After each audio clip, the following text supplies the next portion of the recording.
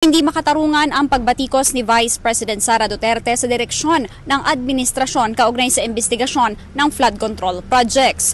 Tugon ito ng palasyo sa patutsada ni VP Sara na wala umanong direksyon ang investigasyon at nahaharap umano si Pangulong Ferdinand Marcos Jr. sa crisis of confidence. Ayon kay Palace Press Officer Claire Castro, hindi dapat magmalinis ang may bahid at hindi dapat magpakabayani ang hindi naman bayani, lalo na kung may sarili pang mga issue na dapat sagutin bago magturo ng pagkukulang ng iba.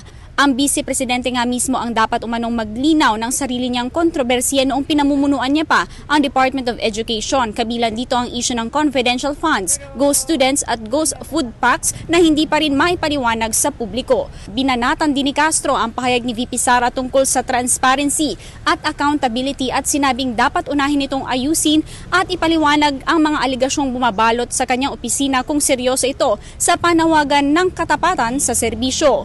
Iginit pa ng Malacanang na si Pangulong Marcos mismo ang nagpasimula ng malawakang investigasyon sa flood control at iba pang infrastructure anomalies na hindi ginawa ng Duterte admin sa kabila ng mga ulat ng ghost projects mula pa noong 2020.